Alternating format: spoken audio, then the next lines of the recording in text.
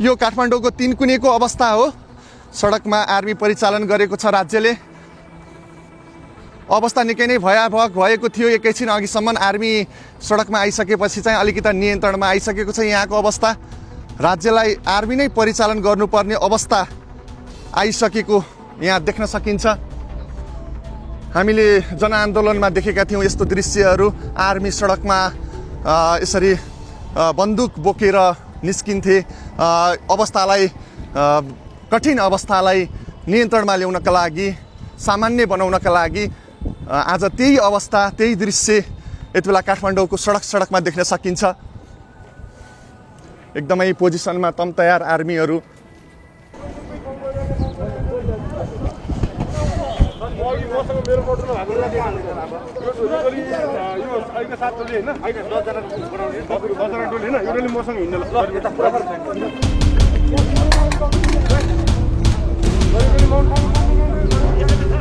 म यति बेला काठमाडौँको तीनकुने क्षेत्रमा छु, जहाँ कर्फ्यू आदेश जारी गरिएसँगै यति बेला तपाईँ देख्न सक्नुहुन्छ आर्मी पनि परिचालन गरिएको छ। आर्मी नै परिचालन गर्नुपर्ने अवस्थासम्म राज्य पुग्नु भनेको सायद अवस्था निकै नै जटिल यहाँको भइसक्यो अथवा हुँदैछ भन्ने यो सङ्केत हो। यो तीनकुने क्षेत्रको अवस्था हो। तीनकुने क्षेत्रमा आर्मी परिचालन गरिएको छ। अवस्था निकै नै भयावह बनिसकेपछि यहाँको तनावपूर्ण अवस्थालाई नियन्त्रणमा ल्याउनका लागि यसरी सम्भवतः आर्मी परिचालन भएको हुनसक्छ। यसरी आर्मी परिचालन भएको सडकमा यसरी आर्मीहरू खटिएर अवस्थालाई नियन्त्रणमा राख्न खोजेको यो दृश्य, यो सम्भवतः यो मैले देखेको यो पहिलो दृश्य हो। तपाईँहरूले पनि यस्तो दृश्यहरू धेरै अगाडि देख्नुभएको थियो होला। जति बेला जनआन्दोलनको दृश्य झल्को देखिन्थ्यो त्यति बेला यस्ता दृश्य देख्न सकिन्थे। अनि यसरी यो आर्मीको यो घेरा,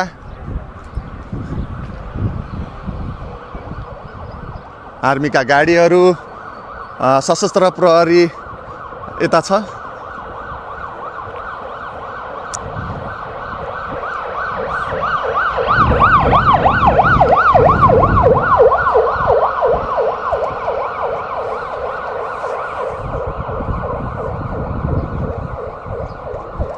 आर्मी आइसकेपछि चाहिँ सशस्त्र प्रहरीले अलिकति राहत महसुस गरेको हुनुपर्छ। त्यही भएर सशस्त्र प्रहरी चाहिँ यता यसरी बसेको अवस्था छ भने आर्मी चाहिँ एकदमै यो पोजिसनमा बसेको छ कि यहाँ ठुलै केही हुँदैछ, यहाँ अब ठुलै केही हुँदैछ भन्ने यो देखाउँछ यो दृश्यले। यो अवस्थाले यो आर्मीहरू यसरी बाटोमा, ओ माई गड, यो जनआन्दोलनकै झल्को दिइरहेको छ यो दृश्यले। कर्फ्यू आदेश जारी भएसँगै यति बेला आर्मी परिचालन भएको छ।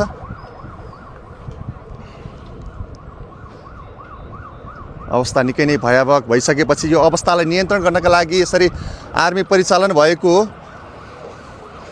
केही समय अगाडि नेपाल प्रहरी र सशस्त्र प्रहरीले यहाँ अवस्थालाई नियन्त्रणमा ल्याउने प्रयास गरेको थियो, तर अवस्था नियन्त्रणमा आउन नसक्ने देखिसकेपछि राज्यले यति बेला आर्मी नै परिचालन गर्नुपर्ने अवस्था आइसकेको छ।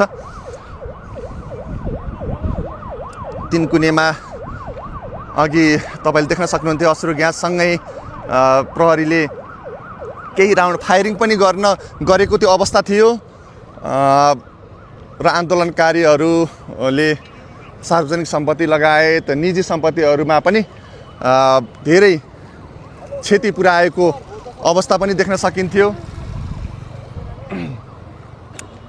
यो दृश्य म तपाईँहरूलाई देखाइरहेको छु, फिल्ड रिपोर्टिङ गरिरहेको छु यहाँबाट।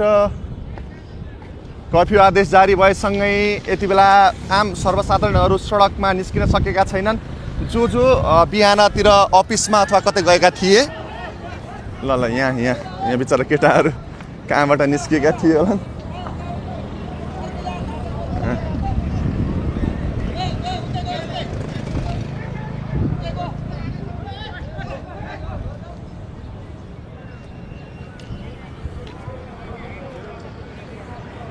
कर्फ्यू लागेछ बुवा, एकदम सावधानी भएर हिँड्न पर्यो।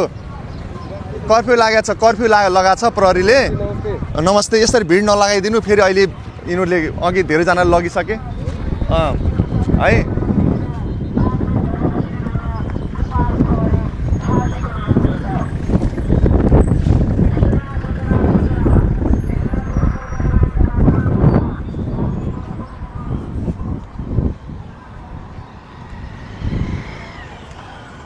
पहाडी बानेश्वर साइडमा पनि यस्तै किसिमका घेराहरू घेरिएका छन्। यो ठ्याक्कै यो संसद भवनलाई नै सुरक्षा दिने हिसाबले यो घेरा बनाइएको हुनसक्छ।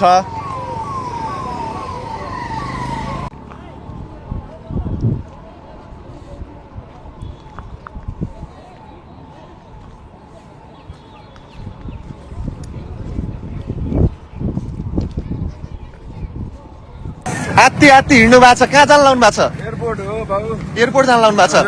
प्लेन छुट्दैछ हो? प्लेन छुट्दैछ। ए ल ल ल। कहाँ जान लाउनु भएको छ? मिडिया। कोरिया जाँदै हुनुहुन्छ? मेचिकाली खबर। हजुर। तपाईँहरू कोरिया जाँदै हुनुहुन्छ? ए कति बजेको टिकट छ? 7:30 को? ओहो, तपाईँलाई ढिला भइसक्यो। अब छैन, मेरो गाडी उहाँ बानेश्वरमा छ, फेरि यहाँ तिनको नेत जान टाइम लाग्छ। सुन्नु न, हेलो, उहाँले पुऱ्याइदिनुहुन्छ दाइ, उहाँले पुऱ्याइदिनुहुन्छ सिङ्गल सिङ्गल।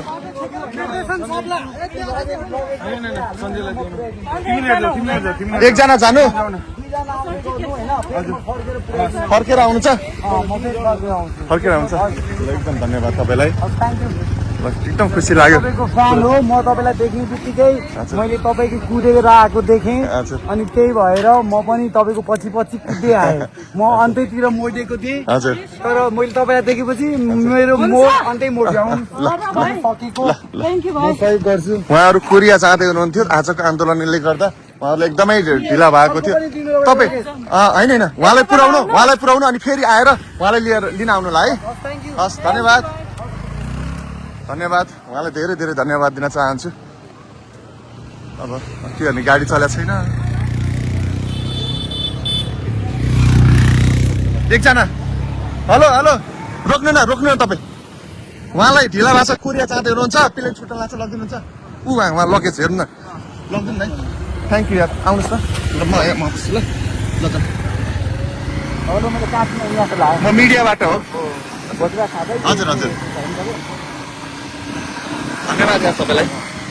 म त्यहाँ भन्छु है, एकजनालाई त मैले पठाइदिइसकेँ। दाइ, ओ दाइ, एमा बस्नु, एमा आउनु आउनु, एमा बस्नु। म एकजना अर्कोलाई पनि म मिलाउँछु। ओ हेलो, यहाँ आउनु आउनु दाइ, सहयोग गर्ने हो क्या, एउटा सानो, केही होइन, ठुलो सहयोग होइन, सानो सहयोग हो। उहाँलाई पुऱ्याइदिनु न एयरपोर्टसम्म प्लिज, गेटसम्म।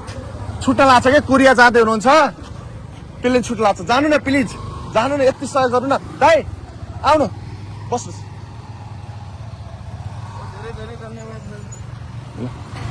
बस्नु ल, पहिला तपाईँ बस्नु त, म यो गरिदिन्छु। ल धन्यवाद है हजुरलाई। ए ल, छिटो गरौँ रहेछ कि, मलाई गाह्रो भइसक्यो।